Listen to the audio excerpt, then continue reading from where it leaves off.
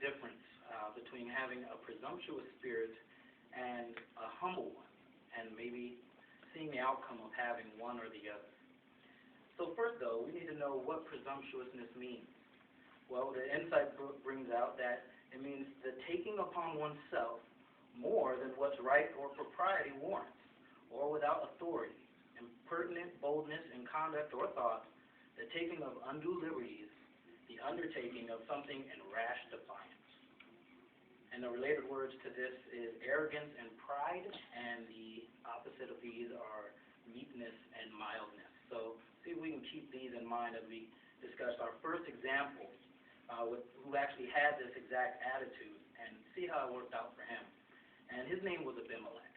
Now, Abimelech whose name actually means my father is king, was one of 70 sons born to Judge Gideon. Now, we remember what Judge Gideon did with his 300 men with Jehovah's help, was able to save Israel from their enemies. But what's interesting to note is if we turn to Judges 8:22 and 23,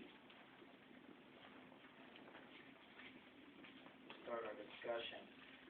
We see that after Gideon saved Israel, the men wanted to make Gideon king over them. But what was his response? If we look at verse 23, it says, "But Gideon said to them, I will not rule over you, nor will my son rule over you. Jehovah is the one who will rule over you." Isn't that an excellent example of humility and modesty?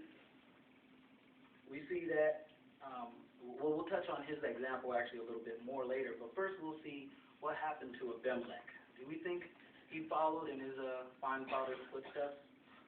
Well, apparently he did not. For in the first few verses of chapter 9 and Judges, we'll be spending most of our time there, but we see that in those first few verses that after his father's death, he presumptuously seeks to make himself king.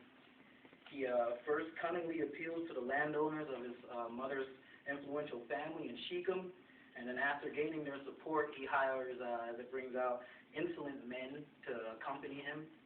And then what does he do? He proceeds to go to his father's house, and he actually murders the rest of his sons, or his half-brothers, leaving only one who was able to escape.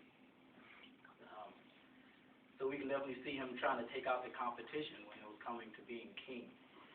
As we keep reading through chapter 9, we learn that over the next 3 years of his reign, he went after anyone who opposed his rule. He quickly crushed and put an end to the revolt at the city of Shechem.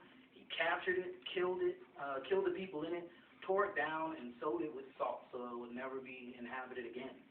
And then in verses 50 through 52, we see that immediately afterwards, he goes up and captures the city of Thebes, only to have his victory cut short when a woman from the city tower drops a millstone on his head and crushes his skull. And it's brought out in 53 and 54. What a pitiful and uneventful way to die after all of that. And even with his last words, he was still prideful. As brought out in 54, he didn't even want it to be known that a woman killed him. So his pride still went that far, his dying breath. But notice where his judgment ultimately did come from in chapter 9, verses 56. We notice there, 56 says, "Thus God repaid Abimelech for the evil that he had done to his father by killing his 70 brothers." So we see that judgment truly came from Jehovah. He did not have his favor. What a contrast to how his father Gideon reacted when he received an assignment from Jehovah. We turn back to in Judges chapter 6, verse 11 through 16. You don't have time to read it. But it was there that an angel appeared to Gideon, actually saying that Jehovah was with him and that he was a mighty warrior. But Gideon was humble. He did not bask in that glory of an unexpected comment from an angel, no less.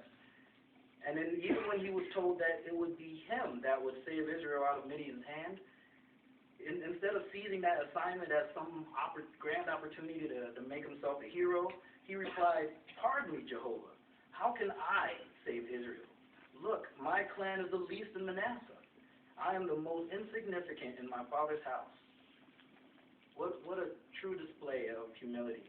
And it was because of that that Jehovah was with him and blessed him in his responsibility. So what can we learn from this? What principles can we glean from this? Well, a couple scriptures come to mind. Proverbs chapter 11, verse 2. We turn there. Proverbs 11:2. It reads, "When presumptuous comes, dishonor will follow, but wisdom is with the modest ones."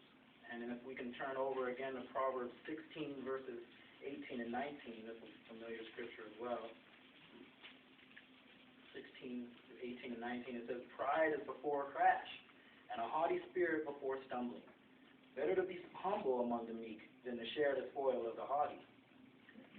So with us today, whether we have or are reaching out for still privileges or service, privileges of service in Jehovah's organization, let us always be modest in walking with our God and avoid a presumptuous spirit like that of Abimelech. And that way, like Gideon, Jehovah too will use and bless us.